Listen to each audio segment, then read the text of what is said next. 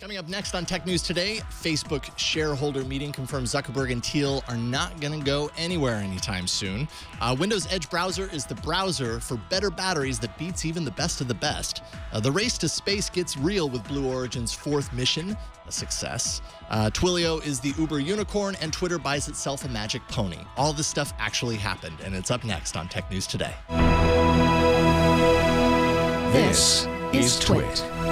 Bandwidth for Tech News Today is provided by CashFly at CACHEFLY.com.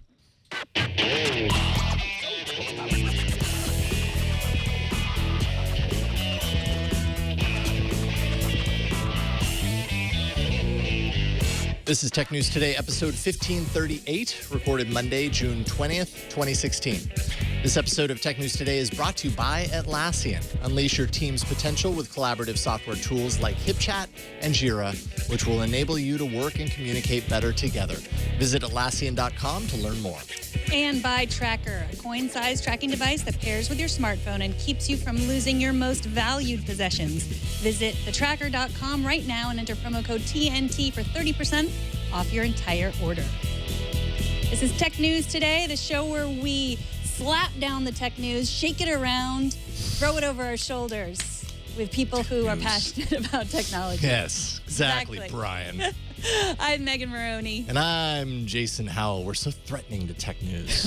We are. Did you have a nice Father's Day? Yeah, I had a great Father's Day. I went up into the mountains. I saw a play. Excuse me, I lost my voice. It was fantastic. It was a great Father's Day. Good. You deserve it. Oh, well, thanks. I appreciate that. Hey, want to talk about Facebook? I do. We'll move on from Father's Day to Facebook, a different F word.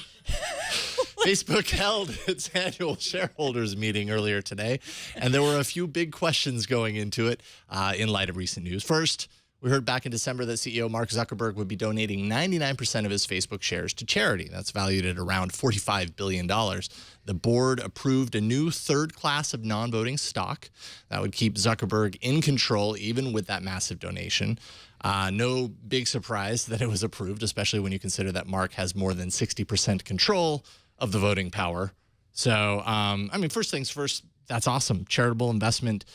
They've actually started kind of investing this money in a company, I think last week, called Andala in Africa, training software developers, put $24 million of funding into that and can still keep kind of, their voting power. Yeah, it's interesting that a lot of the headlines made it sound very threatening, like Mark Zuckerberg's still in control. Mm-hmm. And, that is a good thing if you hold Facebook stock or if you care about the company. Right. When founders get booted out, it is bad news. Steve Jobs, Apple, Ev Williams, Twitter. You don't want that to happen. You want him to stay. And it's not like Zuckerberg's been doing a bad job. Like Facebook is kind of one of the most, the highest performing companies that there is right now in technology space and beyond. So I think he's proven that he's probably okay to kind of stick around there for a while. And he has no plans of moving beyond anytime soon, getting out of that space. So this kind of ensures that. And then beyond that, 8 board members, including Peter Thiel, who bankrolled the Hulk Hogan case that we've talked about that bankrupted Gawker, or at least is in the process of that, were up for re-election.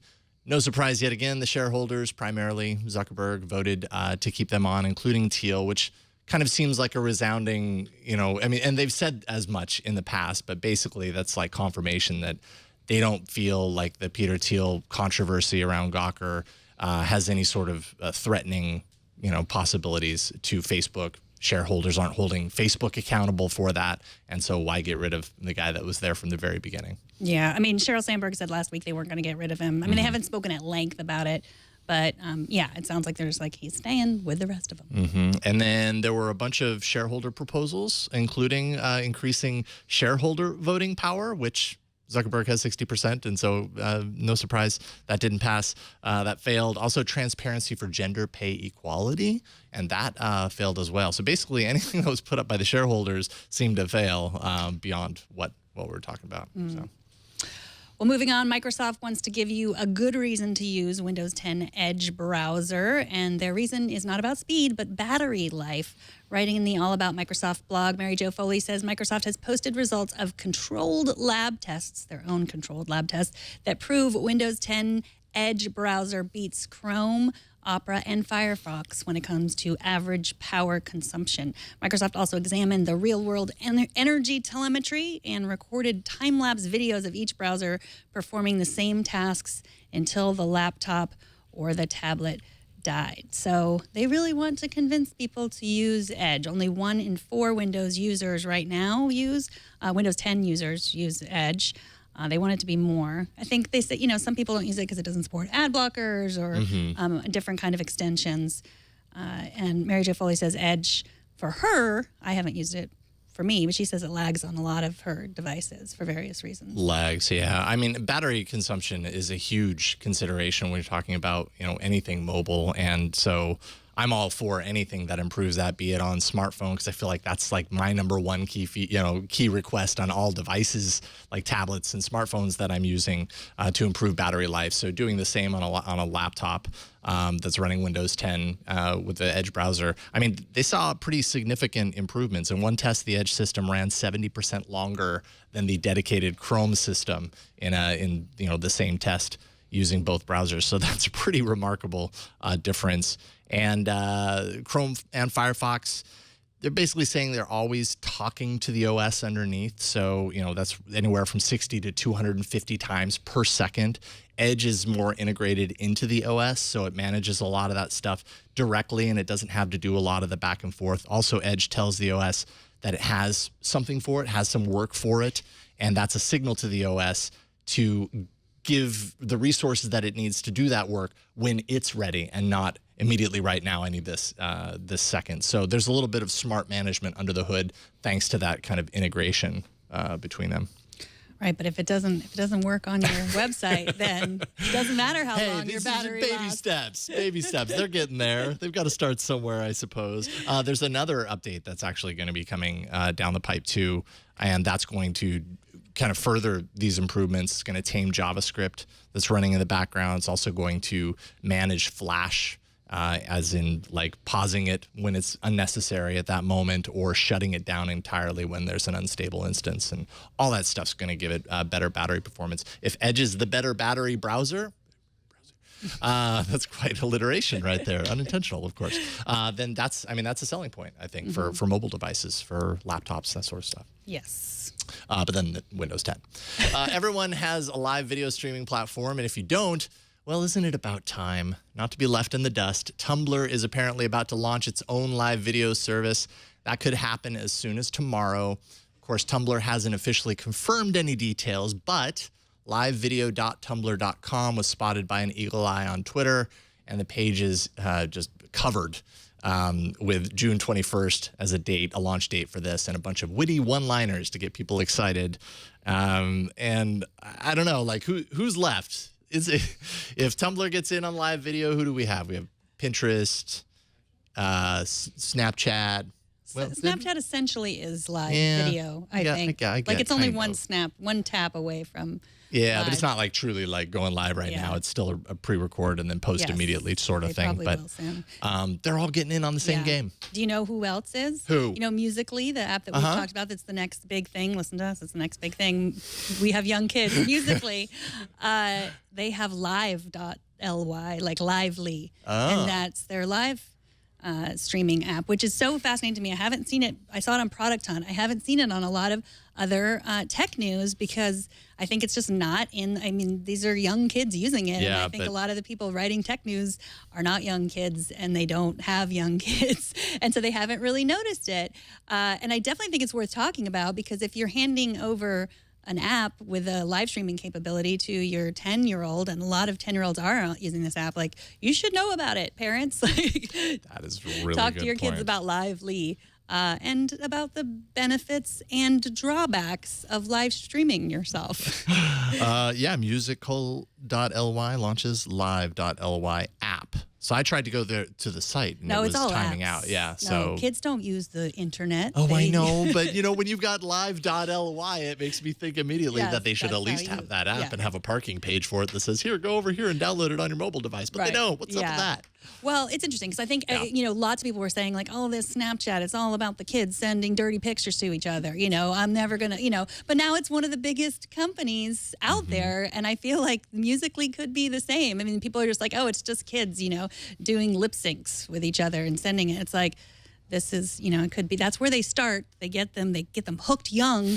And then, they do something else. They pivot, as it were. They pivot into AI and autonomous vehicles and stuff. Yes, There's going to be a lively Musical.ly car. Vehicle. That's what you heard here first. Yes, It's gonna be a actually, I Musical.ly think car. that would work. You get in the car, you lip sync while you're driving to your destination. I think it makes perfect sense. And the kids aren't driving because they're kids, Right. so it's driving for you. See, Exactly. this is perfect. Yeah, we've done it. All right.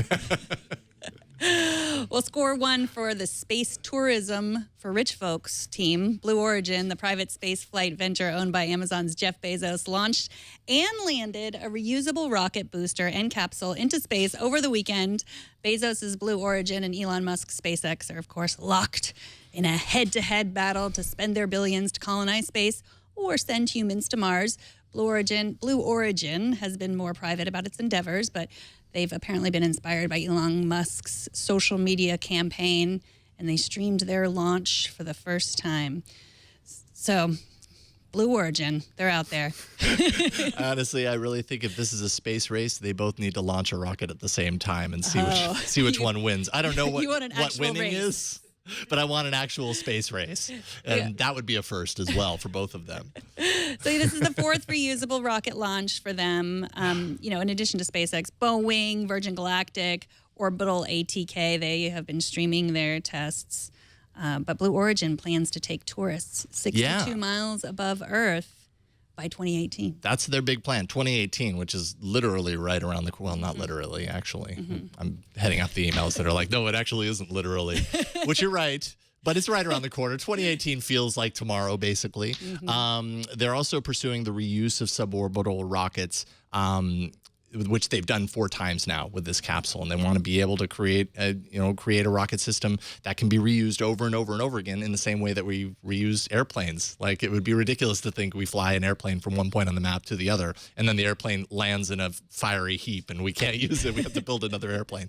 They want to do the same thing, which would be essential for space tourism. And I guess, by the way, the capsule that they tested here didn't have any windows, but the plan is that these capsules are going to have the largest windows of any space vehicle because of the whole aspect of tourism, right? Yes. People in the capsule want to look out the windows. Right. What would be the point if you didn't get to see? Well, you float around for a little bit and be like, oh, this is what anti-gravity feels like. But what if they just convince you that you're flying around and it's really just VR? Yeah, it's really a Disney ride. Man, you're destroying this for me, Megan. So are you on the Blue Origin team or the SpaceX team? I don't know. Really big windows sounds pretty nice. You know what? Honestly, I don't care. Just make it happen. Either of them, if they make it happen. And the fact that there are 2 means that they're competing efforts. So hopefully that means in the long run, driving down the cost and making it so that someday I might actually be able to fly, go into space on a tourism thing. I just never thought that would ever be a possibility for me. Yeah, well, Blue Origin is more the tourism thing. I think SpaceX is just like for the good of the world. Get off of planet Earth as quick as possible and get us to Mars. Yeah, I mean, Ian Thompson has strong feelings against Blue Origin. Oh, really? He says it's just, for rich guys and he will have none of it. So. Well, maybe they'll have a budget flight option. I don't know if you want to fly it, but... You could start an Indiegogo campaign for your ticket. Okay, we'll see how that goes. I'm sure people will be very sympathetic. Yeah, go fund me. Go fund Jason. He wants to go to space. Someday maybe. 5G wireless is finally coming, it seems. FCC Chairman Tom Wheeler will issue a proposal this Thursday. If the commission passes that, high-band spectrum will be opened up, resulting in much faster speeds than what we have today with 4G. But there is no 5G standard yet, so defining, air quotes, much faster isn't an option other than shooting for what he's saying between 10 to 100 times faster than what we have now. So kind of like mobile fiber, essentially. Wheeler is expected to emphasize the importance of opening up the spectrum, which would hopefully ensure that U.S. companies will be the first ones to utilize it, according to Wheeler, and not really kind of roping in any sort of plan around how it gets distributed, essentially. He assumes that companies are going to work together to plan it out in a way that benefits everyone, so that there's interoperability and the devices can work, whatever happens to be connecting to it. Yeah, he wants the private sector to do this. He was very clear about this. This is not the FCC's job. But what was interesting, too, is he talked about all the things that we talk about. Like in this talk, he talked about VR and Internet of Things. And, that's what we need 5G for. Right. Yeah, I don't know. I don't really this isn't my area of expertise, 5G. It's always just this mythical, 5G, yes, I want it. Because faster. Right, exactly. But I don't know how much faster. I don't know when it's going to get here. I guess Verizon and AT&T have already begun testing. Google and Facebook are doing their own testing. I want it. Yeah, and there would be a section, a large chunk of that spectrum that would be kind of doled out, leased to companies and whoever happens to be using that spectrum, and then there would be a chunk of unlicensed area, and that would be as there is right now with Wi-Fi or whatever. And so when you think of that, then you think of, okay, great, your device on your home Wi-Fi would be insanely fast, and that benefits everyone as well. So he also talked about rural areas getting that speed too. Right. So good stuff. First 5G deployment should be ready by 2020. So we've got 2018 going to space, 2020 fast internet. It kind of feels like it would be the other way around, but hey, I'll take it. Coming up, Alex Wilhelm joins us to take a closer look at Twitter's new magic pony. It's very pretty. But first, let's take a minute to thank Atlassian. They are the sponsor of this episode. Today, nearly everything and anything is possible. And if we can dream it, teams can probably build it. So how do you bring everyone together to create what's next? Team up with Atlassian. That's how. They're the makers of collaboration software that lets teams work and communicate better together. You can do all sorts of things with the Atlassian suite. Assign, track, and manage tasks for any project, no matter how complex it is. That's the clarity that you get from Jira. You can create and share content, organize the results of that content, bring team members up to speed with the flexibility of Confluence. Instant message or video chat with your team from any device. That's the freedom of HipChat, and we actually use that here at Twit pretty regularly. Test, review, and manage code in real time. That is the power of Bitbucket. Not to mention, Bitbucket's a lot of fun to say. We love the various Atlassian programs. Our engineering team uses Confluence to document equipment and work processes, and Jira for managing vendors and organizing our constantly growing pile of tasks, which would otherwise be just overwhelming, to say the least. For everything from planning events to working on serious operational issues, we tie all of that communications here at the Brick House together with HipChat. We also use it for booking for this show and for a lot of our other shows. It keeps us all on the same page so that we know who's coming on, who's down the line, and we can manage that all over HipChat. Visit Atlassian.com for yourself and see how Jira, Confluence, HipChat, and Bitbucket give your team everything you need to organize, discuss, and complete shared work. Atlassian, helping teams everywhere team up to create what's next. That's Atlassian.com, and we thank them for their support of Tech News Today. It is time to party like it's 1999 because there's an IPO that everyone is watching this week. Joining us to talk about it is Alex Wilhelm from Mattermark. Welcome, Alex. Hello. It is fantastic to be back on this very auspicious financial week, which means everyone is now bored but us. But, what can you do? So tell us about Twilio. That's the IPO everyone's watching. What is it and why are we all supposed to watch it? Well, Twilio is a unicorn, so it's a startup that's valued at more than $1 billion. And we're in the middle of one of the longest IPO droughts in tech ever. So there have been a total of 2 US-based tech IPOs in 2016. Twilio will be number 3. And that means everyone's looking at it. If there's a very crowded IPO crop, if you will, no one IPO can really set the pace. But when there are so few, the pressure is larger for each one. So Twilio's offering really could set the tone for the second half of this year. If it has a very rough debut, the IPO window could close. If it does very well, the IPO window could be open. Everyone wants more liquidity, so Twilio has a lot of weight on its shoulders, not just from its own investors, but from really all investors. So what do? Will they deliver snacks to my house in an hour? No, they provide APIs. I think we have enough things to already do that. Okay. By the way, shout out to Spoon Rocket for dying. I miss you. Yeah, it's sad times. No, but Sprig, Munchery, Uber Eats, they all got you covered. Twilio provides APIs for developers to use telecom stuff.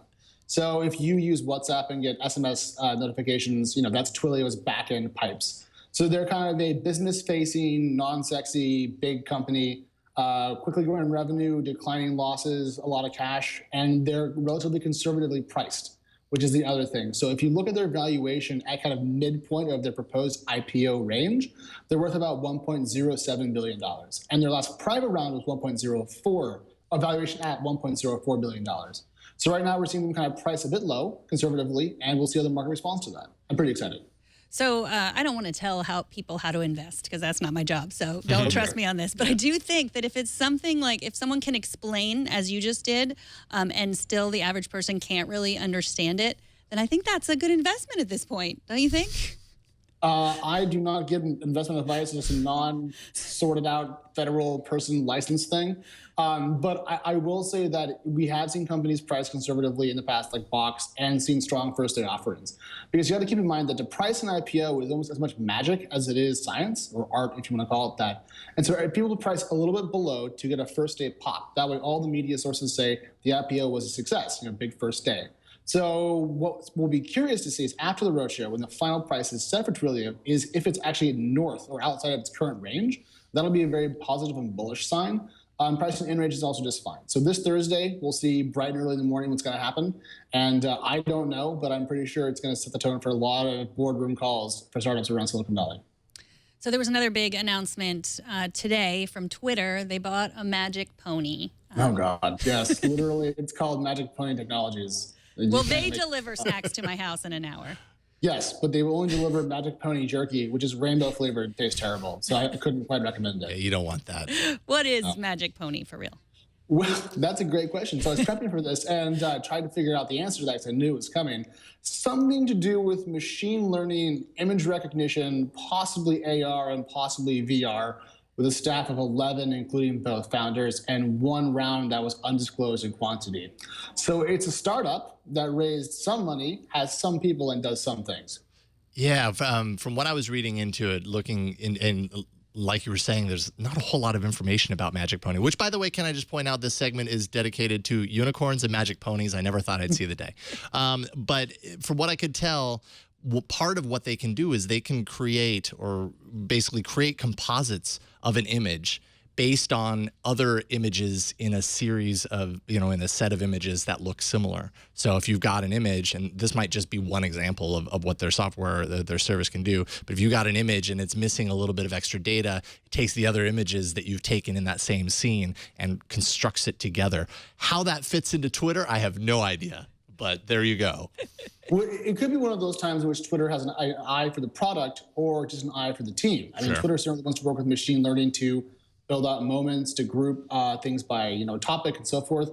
And certainly images could be a way to bring together a large quantity of tweets down to just kind of the important few. But I'm not entirely convinced that the actual core product they were working on will be what comes out. Right. Because Twitter, like other large companies today, has a history of buying small startups for the talent. And Twitter's depressed share price could, force it to hire in more non-traditional ways like acqui-hires, like this the case could be. But at $150 million all in, it's not a small price to pay for that kind of talent. All right, that was going to be my next question. Like we didn't know how much we don't know that number for sure, do we? Or is that just estimated? Well, Ingrid London of TechCrunch reported it, and I don't tend to bet against her. So I would say it's pretty darn solid, to use twit-friendly words.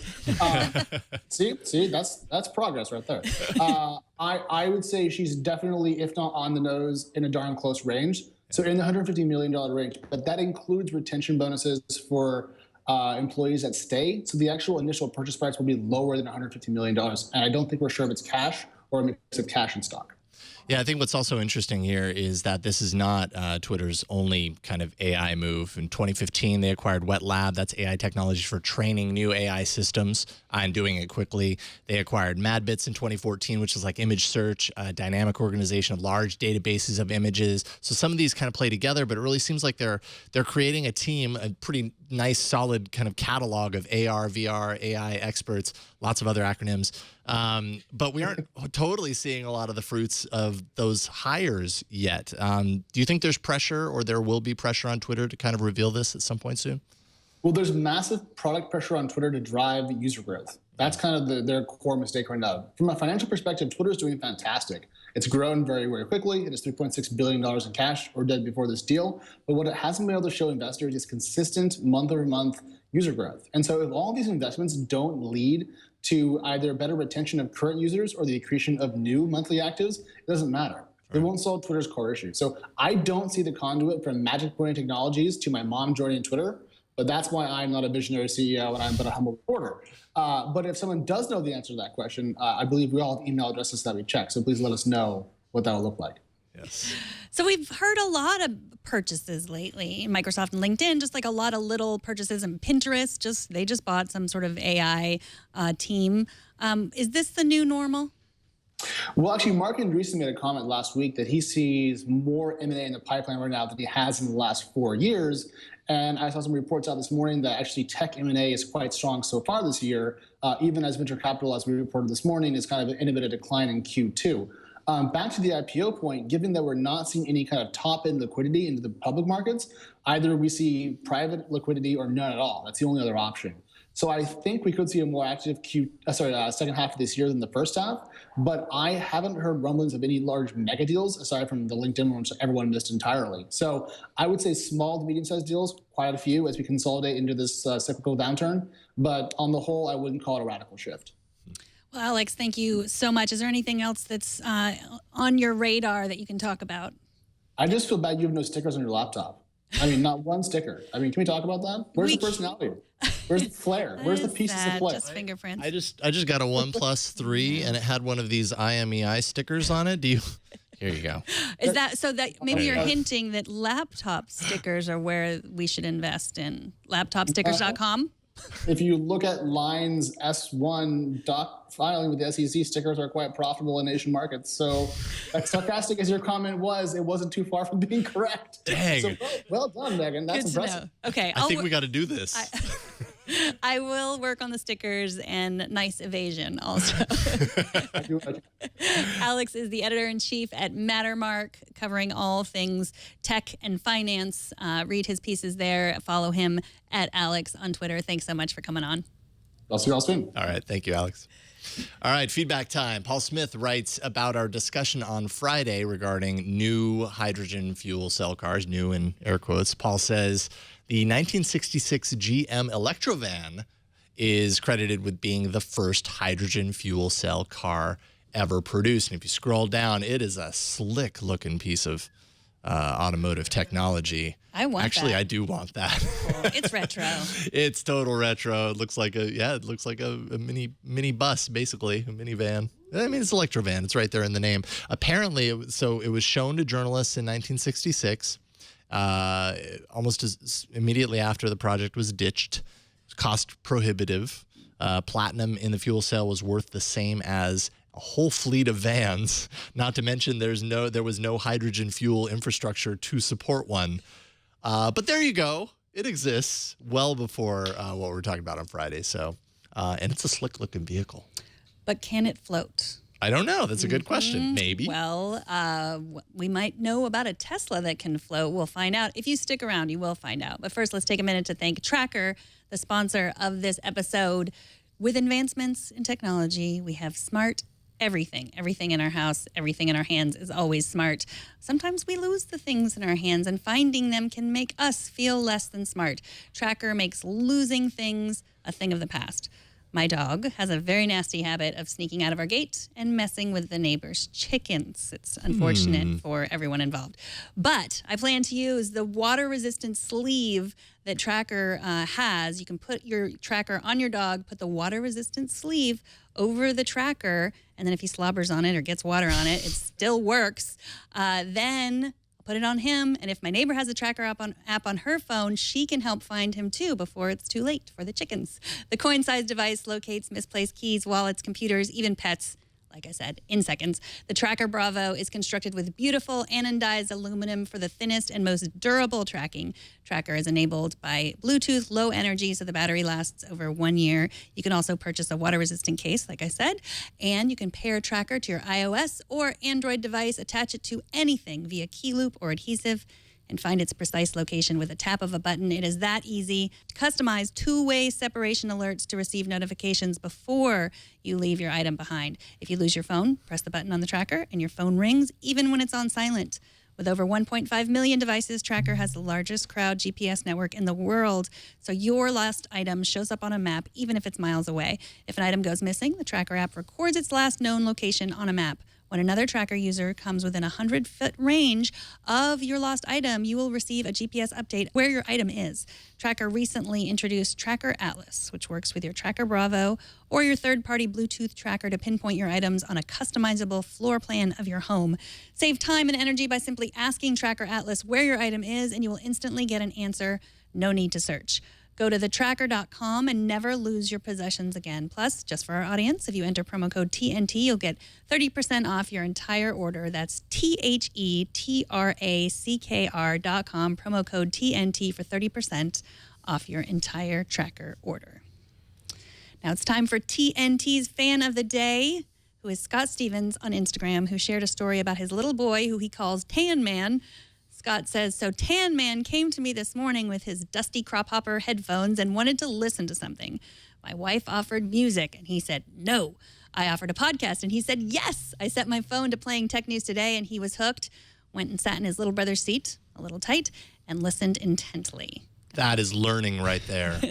That is learning to become brilliant. I suspect that he's questioning something that one of us just said. He has that look like, He's like, VR is not the future. Exactly. Show us how you watch our show. You can record a video or take a picture of yourself or your setup, post it on Instagram, Google+, Twitter, or Facebook.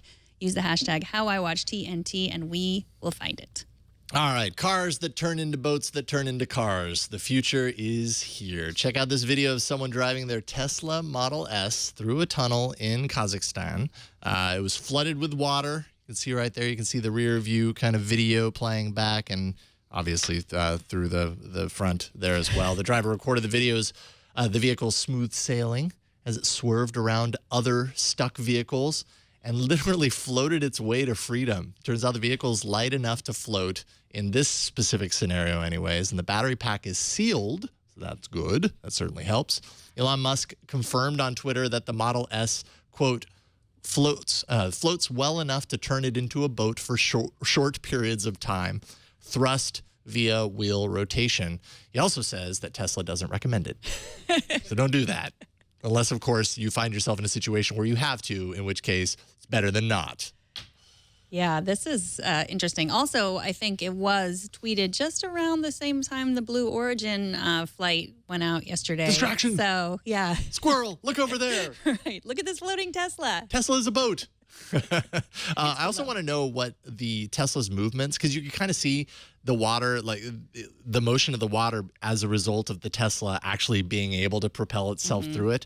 And I mean, that water was really high. I wonder if that like totally screwed the other cars. It's like, I'm getting out of here, but you know, here, take my waves. Right.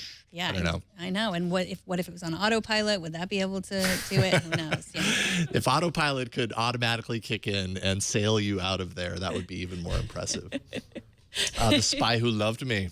This is what we need in the real future. We need an actual submersible Tesla, maybe someday. I actually don't doubt that that'll happen at some point. Sure, why not? Everything else in science fiction is happening. So there we go. TNT records live every Monday through Friday at 4 p.m. Pacific, 7 p.m. Eastern, 12 a.m. UTC at twit.tv/live. You can be part of the show by emailing us at tnt@twit.tv. You can leave us a short voicemail at 260-TNT-SHOW. You can find the show on Twitter. We're at Tech News Today TV. Subscribe to the show or leave a review where you can. Find all the ways to subscribe at twit.tv/TNT. We're also on Facebook, so join us there at facebook.com/technewstoday. And I'm on Twitter at Megan Morrone. And I'm at Jason Howell. Thanks to our technical director, Brian Burnett, and the Burnett brothers with Greg at the prompter with the words, "Oh, you're getting a camera, are you now? I see how it goes." He every step of the way, he just opens it up a little bit more and a little bit more. There were no lights on him. He had the ability to put lights on himself, but he didn't. It's true. That's his thing. That's his thing. He likes to live in the shadows, and that's why I'm frightened of him. Thanks to you all as well for talking tech with us today. We'll see you all tomorrow. Bye, everyone.